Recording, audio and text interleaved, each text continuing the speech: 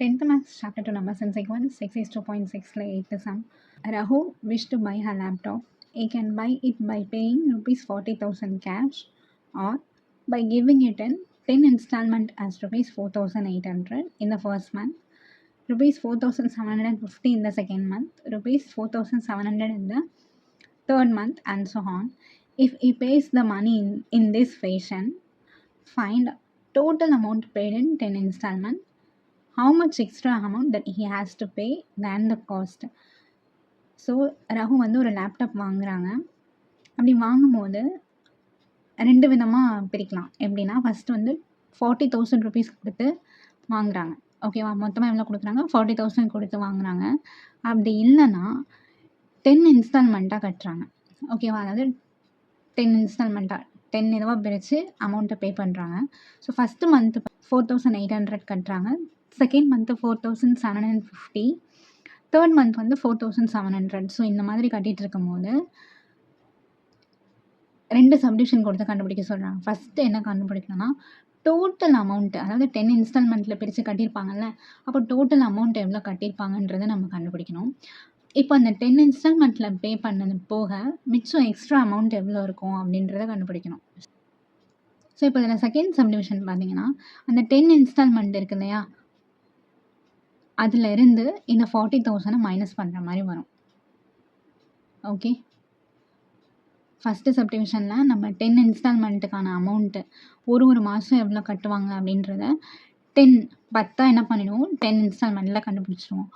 அந்த அமௌண்ட்டை ஓகேவா 40,000ஓட சப்ராக்ட் பண்ணால் தான் எக்ஸ்ட்ரா எவ்வளோ அவங்க பே பண்ணியிருப்பாங்க அப்படின்றது நமக்கு தெரிய வரும். 10 இன்ஸ்டால்மெண்ட்டுக்கான அமௌண்ட் அவங்க கொடுத்துருந்தாங்களா, ஃபஸ்ட்டு மந்த் வந்து 4,800, செகண்ட் மந்த் வந்து 4,750, தேர்ட் மந்த்து 4,700. அதே மாதிரி 10 டேர்ம்ஸ், அதாவது மொத்தமாக 10 இன்ஸ்டால்மெண்ட்ன்றதுனால 10 டேர்ம் வரும். இல்லை ஃபஸ்ட்டு டேர்ம் 4,800, அதுக்கப்புறம் D கண்டுபிடிக்கணுமா, T2 minus T1, so -50. அதுக்கப்புறம் number of terms n is equal to 10 இன்ஸ்டால்மெண்ட்ன்றதுனால n வந்து 10.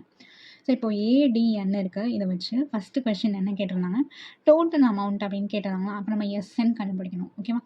எஸ்என்னா n/2 இன்ட்டு, இதில் நான் ஏன் இந்த ஃபார்முலா யூஸ் பண்ணியிருக்கேன், நமக்கு ஏ தெரியும், டி தெரியும், லாஸ்ட் டேர்ம் தெரியாது இல்லையா, ஸோ அதனால் 2a + n - 1 into D, n/2 into 2a + n - 1 into டின்ற ஃபார்முலா எஸ்என்க்கு யூஸ் பண்ணியிருக்கேன். நான் எனக்கு பதிலாக 10/2, 2a வந்து 4,800 ப்ளஸ் 10 - 1 இன்ட்டு டி -50 இல்லையா, ஸோ அதனால் ப்ராக்கெட்டில் எழுதணும். நெக்ஸ்ட் இது 2 டேபிளில் கேன்சல் பண்ணால் 5 4,800 into 2, 16 balance 1 8, so 9,600 plus 9 into -50, 5 into 9,600 plus into மைனஸா, ஸோ 50 இன்ட்டு 9 450.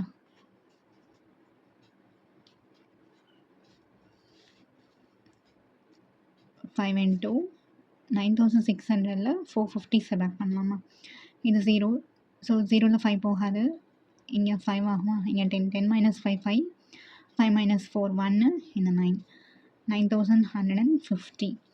ஸோ இப்போ 9,150 இன்ட்டு 5 மல்டிப்ளை பண்ணால் 45,750. ஸோ இது வந்து total amount. Okay, next second subdivision என்ன கேட்டிருந்தாங்க, எக்ஸ்ட்ரா அமௌண்ட் வந்து அவங்க எவ்வளோ பே பண்ணியிருப்பாங்க, ஆக்சுவல் காஸ்ட் 40,000 விட 10 இன்ஸ்டால்மெண்ட்டாக பே பண்ணியிருந்தாங்க அப்படின்னா அப்போ அவங்க எவ்வளோ பே பண்ணியிருப்பாங்கன்னு கேட்குறாங்க. சரிங்களா? ஸோ அதுக்கு நம்ம என்ன செய்யணும்னா 10 இன்ஸ்டால்மெண்ட்டில் அமௌண்ட்டு கண்டுபிடிச்சோம்ல, அதில் இருந்து கொஷினில் 40,000 கொடுத்துருந்தாங்க இல்லையா ஆக்சுவல் ரேட்டு, ஸோ அது ரெண்டையுமே நம்ம என்ன செய்யணும்னா சப்ராக்ட் பண்ணணும்.